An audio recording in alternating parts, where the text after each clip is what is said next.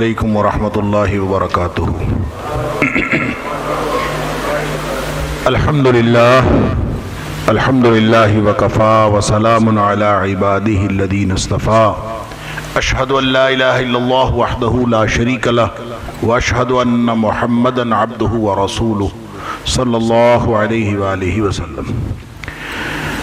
اللہم صلی علی محمد وعلی آل محمد کما صلیت علی ابراہیم وعلی آل ابراہیم انکا حمید مجید۔ اللہم بارک علی محمد وعلی آل محمد کما بارکت علی ابراہیم وعلی آل ابراہیم انکا حمید مجید۔ اما بعد فاعوذ باللہ السمیع العلیم من الشیطان الرجیم من حمزہ ونفخہ ونفثہ۔ بسم اللہ الرحمن الرحیم۔ اللہ نزل احسن الحدیث کتابا متشابہا مثانی تقشعر منہ جلود الذین یخشون ربهم ثم تلین جلودهم وقلوبهم الى ذکر اللہ ذلک ھدی اللہ یہدی بہ من یشاء ومن یضلل فما لہ من ہاد۔ اللہ نے کائنات کا بہترین کلام نازل فرمایا ہے۔ ایک ایسی کتاب ہے جس کی آیات باہم ملتی جلتی ہیں اور بار بار دہرائی جانے والی ہیں۔ اسی سے رونگٹے کھڑے ہو جاتے ہیں ان لوگوں کے جو اپنے رب کی خشیت اپنے دلوں میں رکھتے ہیں، پھر ان کے دل اور ان کے جسم اللہ کی یاد کی طرف جھک پڑتے ہیں۔ یہی وہ ہدایت ہے جو اللہ جسے چاہتا ہے عطا فرماتا ہے، اور جس کو اللہ گمراہ کر دے اس کو پھر کوئی ہدایت دینے والا نہیں۔ صدق اللہ العظیم۔ بہت خوشی اور سعادت کی بات ہے کہ ہم آج ایک ایسی تقریب میں شامل ہیں جو قرآن پاک کی تلاوت کی تکمیل کی تقریب نہیں بلکہ قرآن کی تفہیم کی ایک سالوں پر مشتمل کوشش ہے جس کی آج تکمیل ہو رہی ہے، اور اس تقریب میں ہم شریک ہیں۔ اللہ تعالی ہم سب کا یہاں شریک ہونا قبول فرمائے۔ اور یہ اللہ کے قرآن کی بات ہے جس کو سمجھنے کی کوشش کی گئی، جس پر وقت لگایا گیا۔ اس میں اساتذہ اور طلبہ، چاہے وہ مرد ہیں چاہے وہ عورتیں ہیں، وہ مبارکباد کے مستحق ہیں، اور ان کے لیے اللہ کے رسول صلی اللہ علیہ وسلم کا فتویٰ موجود ہے کہ آپ نے ایک سرٹیفکیٹ ان کو عطا فرمایا ہے کہ خیرکم من تعلم القرآن وعلمہ، جو قرآن سیکھنے اور سکھانے میں زندگی گزار دیتا ہے وہ تم سب میں سے بہترین ہے۔ گویا یہ سارے لوگ جتنے بھی اس میں شریک رہے، اس مدرسے کے اندر یا اس کے علاوہ جہاں کہیں بھی قرآن کی تعلیم و تعلم کا کام ہو رہا ہے، اس سے بڑا اور کوئی کام ہو نہیں سکتا۔ ہم نے اس قرآن کو معمولی سمجھا ہوا ہے، یہ ایک بہت بڑی، اللہ اکبر۔ اللہ تعالیٰ نے سورہ واقعہ میں ایک قسم اٹھائی ہے، ویسے تو بڑی جگہوں پہ اللہ کریم نے قسم اٹھائی، وہاں پہ ایک خاص قسم اٹھائی۔ فرمایا فَلَا أُقْسِمُ بِمَوَاقِعِ النُّجُومِ، میں ستاروں کے گرنے کی جگہ کی قسم کھاتا ہوں۔ اور اس ستاروں کے گرنے کی جگہ کیا ہے کسی کو معلوم ہی نہیں۔ یعنی صحابہ کرام کو ایسٹرونومی نے تو ترقی اب کی ہے، ستارے کہاں جاتے ہیں، یہ نجوم جو ہیں یہ کہاں جاتے ہیں، کہاں جا کے گم ہو جاتے ہیں، ان کے گرنے کی جگہ کون سی ہے، کہاں سے یہ نکلتے ہیں، کہاں غروب ہو جاتے ہیں، کیا یہ ختم بھی ہو جاتے ہیں، یہ شروع ہوتے ہیں پھر گر جاتے ہیں، گرنے کے بعد یہ شہاب ثاقب جو ہم دیکھتے ہیں کہ ستارہ ٹوٹتا ہے، یہ ٹوٹ کر جاتا کہاں۔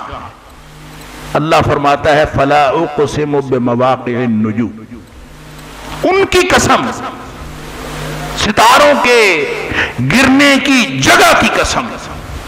اور پھر فرمایا وَإِنَّهُ لَقَسَمٌ لَوْ تَعْلَمُونَ عَظِيمٌ. اگر تمہیں کچھ پتا ہو نا، تم جانتے ہو، تو تمہیں یہ ادراک ہو کہ یہ کتنی بڑی قسم اللہ نے کھائی ہے. اللہ اکبر. قسم تو اللہ کھاتا ہے مختلف چیزوں کی. وہ خالق ہے، وہ مالک ہے، وہ جس کی مرضی قسم کھائے. ہمیں منع کیا ہے اس کی ذات کے علاوہ کسی کے نام کی قسم نہیں اٹھانی. اللہ اکبر. قسم صرف اللہ کے نام کی. من حلف لغیر اللہ فقد کفر او اشرک. جس نے اللہ کے علاوہ کسی اور کے نام کی قسم کھائی، اس نے یا تو کفر کیا یا شرک کیا. اللہ اکبر. اب اللہ تعالیٰ قرآن میں مختلف قسمیں اٹھاتا ہے، لیکن یہاں قسم اٹھا کے ساتھ اس کی عظمت کا ادراک کروایا. سمجھو تمہیں پتہ نہیں ہے. اگر تمہیں علم حاصل ہوتا چلا جائے، تمہاری سائنس ترقی کرتی چلی جائے، آہستہ آہستہ تمہارے اوپر جو کائنات کے اسرار و رموز منکشف ہوتے چلے جائیں، تو پھر تمہیں پتہ چلے کہ اللہ نے کتنی بڑی قسم اٹھائی. اللہ اکبر. وَإِنَّهُ لَقَسَمٌ لَوْ تَعْلَمُونَ عَظِيمٌ. تمہیں پتا ہو تو یہ بہت بڑی قسم. تو واللہ عالم. سائنسدان کہتے ہیں کہ یہ ستارے کہاں جاتے ہیں؟ وہ کہتے ہیں ستارے ٹوٹ جاتے ہیں. یہ ٹوٹ کے ایک خاص جگہ پہ ایک ویکیوم کریٹ کرتے ہیں، ایک خالی جگہ بن جاتی ہے جب ستارے ٹوٹتے ہیں، اور اس خالی جگہ کے اندر یہ جا کے گر جاتے ہیں. وہ جو خالی جگہ ہے، سائنسدانوں نے اس کا نام رکھا ہے بلیک ہولز. کائنات کو اگر آپ سیٹلائٹ سے دیکھیں تو وہاں آپ کو بہت سارے بلیک ہولز نظر آتے ہیں. وہ جو بلیک ہولز ہیں، اب وہ کیا ہے؟ وہ کہتے ہیں اس کے اندر اتنی طاقت ہے، اتنی قوت ہے. اللہ اکبر. ان کے قریب سے بھی کوئی ستارہ گزرے تو وہ اپنی حیثیت برقرار نہیں رکھ سکتا. وہ ٹوٹ کر اس میں گر جاتا ہے، بجھ جاتا ہے، اس کے پلے کچھ نہیں رہتا. اللہ. ستارے جو دنیا میں ہمیں ایک جگمگاتا ہوا آسمان نظر آتا ہے، ان کی کوئی روشنی باقی نہیں رہتی. وہ جب اس کے اندر ایک ایسی کشش ہے اس بلیک ہول کے اندر. اللہ اکبر. سائنسدان کہتے ہیں کہ اس کے اندر ایسی اتنی انرجی پروڈیوس ہوتی ہے، اتنی انرجی پروڈیوس ہوتی ہے کہ کوئی چیز بھی اس کے قریب سے گزرنے والی اپنا وجود برقرار نہیں رکھ سکتی. اللہ کریم نے اس کی قسم اٹھائی ہے. ابھی بھی پتہ نہیں سائنسدان ترقی کریں گے، آئندہ کیا کیا کچھ انکشافات ہوں گے. تو اللہ تعالیٰ نے بس اتنی بات فرمائی وَإِنَّهُ لَقَسَمٌ لَوْ تَعْلَمُونَ عَظِيمٌ. علم حاصل کرتے جاؤ، پڑھتے جاؤ. فلکیات کا علم، اسرار و نموز، آگے سے آگے. جتنا زیادہ علم حاصل کرو گے تم حیران ہوتے چلے جاؤ گے کہ اللہ کریم نے کتنی بڑی قسم اٹھائی. اللہ اکبر. پھر فرمایا انہو قرآن کریم. یہ قسم اٹھا کے فرمایا کہ یہ قرآن بڑی عزت والی کتاب ہے. اس کو معمولی نہ سمجھو، یہ بہت بڑی عزت والی کتاب. قرآن کریم. اللہ اکبر. فرمایا فی کتاب مکنون. یہ چھپی ہوئی کتاب ہے. ایک چھپا ہوا، مکنون کہتے ہیں چھپا ہوا. فی کتاب مکنون. قرآن کہاں ہے؟ ایک ایسی کتاب میں ہے، ایک ایسی تختی میں ہے، ایک ایسی تحریر میں ہے جو چھپی ہوئی ہے. مفسرین نے کہا اس سے مراد لوح محفوظ ہے، ہو سکتا ہے. اور ساتھ فرمایا کہ لا یمسہ الا المطہرون. اس کو سوائے بہت پاک لوگوں کے کوئی چھو نہیں سکتا. لہذا مفسرین کا خیال یہ ہے کہ اس سے مراد لوح محفوظ ہے، وہ چھپی ہوئی کتاب ہے، کسی کو نہیں پتا، اور اس کو چھو نہیں سکتا سوائے فرشتوں کے کوئی اور چھو نہیں سکتا. لا یمسہ الا المطہرون. اور مطہرون کون ہے؟ جو بہت ہی پاک لوگ. اور بہت ہی پاک لوگ کون ہیں؟ وہ اس کا ظاہری مصداق فرشتے ہیں. اور کتاب مکنون سے مراد لوح محفوظ.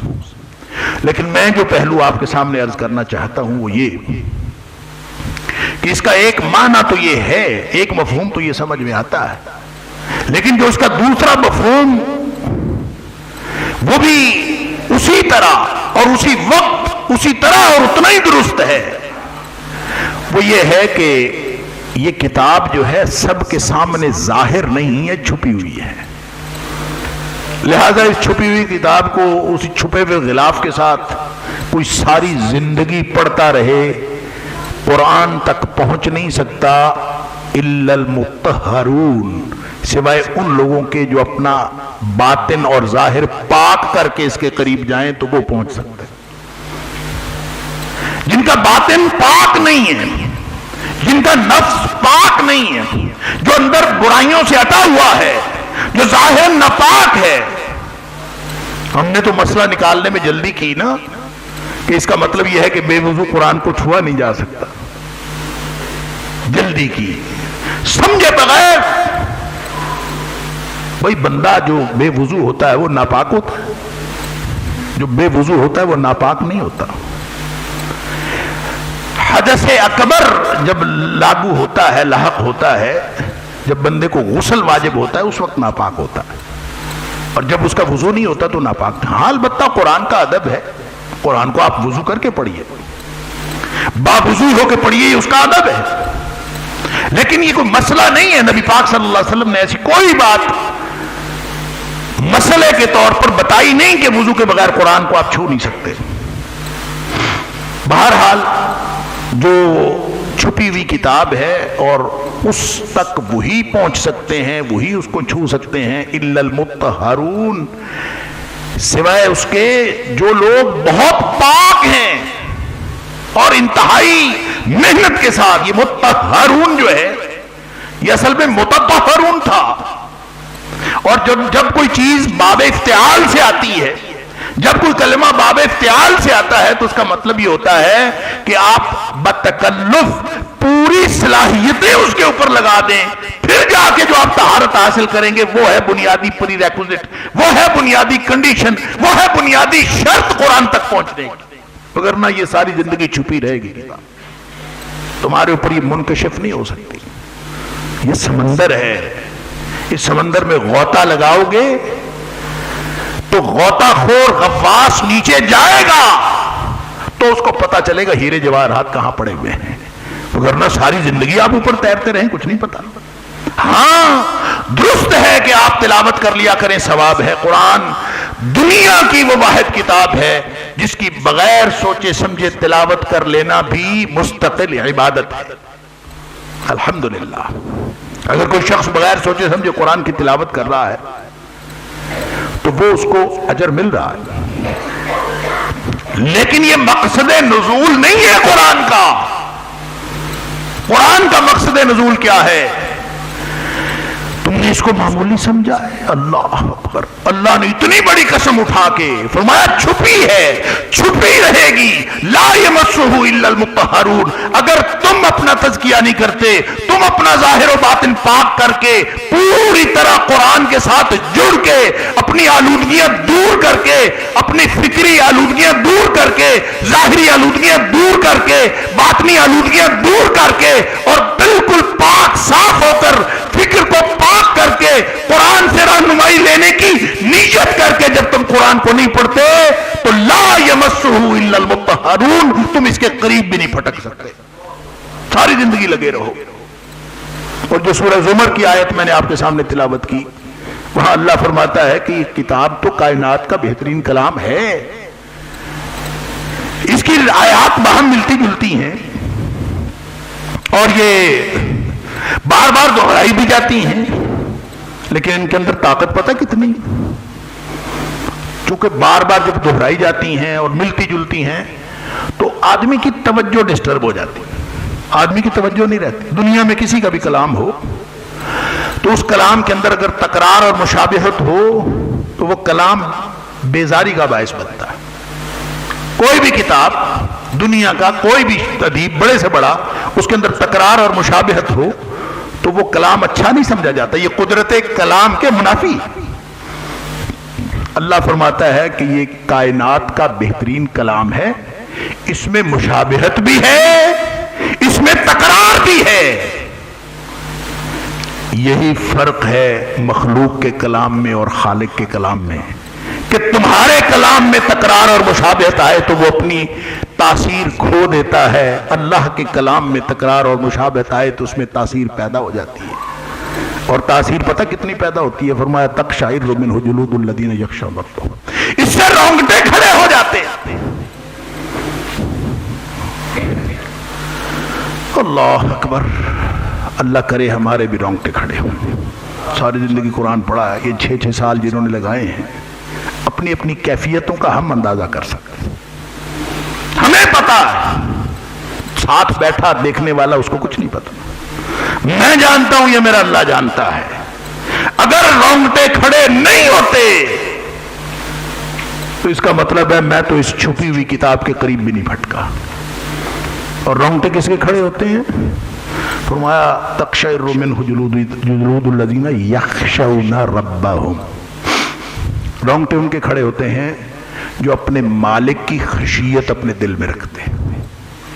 خشیت پتہ کیا ہوتی ہے؟ ہم خشیت کا معنی کرتے ہیں خوف، خشیت کا معنی خوف نہیں ہے۔ ہاں سمجھنے کے لیے ہم اس کا معنی خوف کر دیں، ٹھیک، اصل میں خشیت ہوتی ہے رعب، دبدبا، عظمت کا رعب، وہ خشیت۔ ایک خوف ہوتا ہے، خوف بھی عربی زبان کا لفظ ہے، لا خوف علیہم ولا ہم یحزنون، لیکن یہ خوف نہیں ہے، یہ خشیت ہے۔ خشیت اس خوف کو کہتے ہیں کہ اس کو آپ کہہ لیجئے کہ آپ کو اصل پہچان ہو گئی کسی چیز کی، جس کو نہیں پہچان، آپ جا رہے ہیں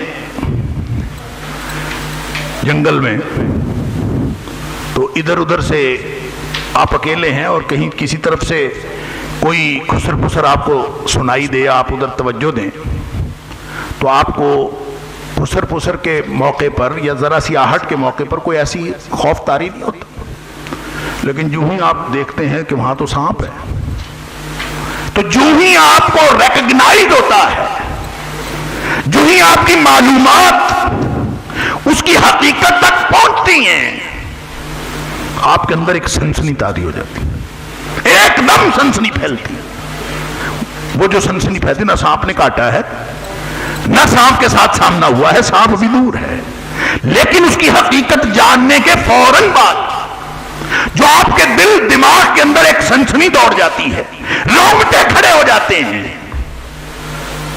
وہ خشیت ہوتی ہے۔ اور آپ کو پتا ہو، سامنے آپ کے کوئی آدمی آ کے کھڑا ہو جائے، آپ کو پتہ ہی نہ ہو کون ہے، کچھ دیر بعد وہ آپ کو تعارف کروائے کہ میں تو اس علاقے کا تھانے دار ہوں، تو آپ کے دل میں ایک رعب پیدا ہوتا ہے کہ میں تو اس کو عام آدمی سمجھا تھا، یہ تو تھانے دار ہے۔ جو ہی حقیقت واضح ہوتی ہے، آپ اس کی حقیقت کو ریکگنائز کرتے ہیں، اس کی حقیقت تک پہنچتے ہیں۔ ممکن نہیں ہے کہ آپ کی پہلے کی کیفیت اور بعد کی کیفیت وہی رہ جائے۔ تو کیا خیال ہے خالق و مالک کے بارے میں، جس کا یہ کلام ہے، جس کو یہ پتہ چل جائے، جس کو یہ معلوم ہو جائے کہ یہ کلام کس کا ہے، یہ خالق و مالک کا کلام، اس کے اندر خشیت آتی ہے۔ اور خشیت کیا ہے؟ یہ مالک کی عظمت کا روپ ہے، جو شہنشاہوں کا شہنشاہ، طاقتوروں کا طاقتور، ساری دنیا کو طاقت بخشنے والا، زندگی بخشنے والا، ہر چیز کا مالک بھی ہے، ہر چیز کا خالق بھی ہے، رب بھی ہے، پالنے والا بھی ہے، الہ بھی ہے، اور مدبر کائنات بھی ہے۔ یہ ہر چیز اس کے ہاتھ میں، اس کی دست قدرت میں ہے۔ ان اللہ علی کل شیء قدیر، اس کا یہ کلام ہے۔ یہ ریکگنیشن، یہ احساس جس کے دل میں آ گیا، سوال ہی پیدا نہیں ہوتا کہ اس کے رونگٹے کھڑے نہ ہوں۔ جس دن یہ پتہ چل جائے کہ یہ عام عربی کے جملے نہیں ہیں، یہ عربی کے جملے فکرے نہیں ہیں۔ آپ نے کبھی غور کیا کہ جملہ بھی عربی زبان کا لفظ ہے، فقرہ بھی عربی زبان کا لفظ ہے، لیکن قرآن کی آیات کو نہ جملہ کہا نہ فقرہ کہا، ان کو آیات کہا۔ کیوں؟ حالانکہ جملے ہیں، فقرے ہیں، کہیں اللہ نے نہیں کہا۔ ایک جگہ جملہ کا لفظ آیا کہ ہم اس کو چاہتے تو جملہ واحدہ ایک اکٹھا ہم اس کو نازل کر دیتے، لیکن وہ جملہ جس کا معنی فقرہ ہوتا ہے قرآن نے کہیں نہیں کہا کہ یہ جملہ ہے، ایک ایک فقرے کو آیت کہا ہے، ایک ایک جملے کو آیت کہا ہے۔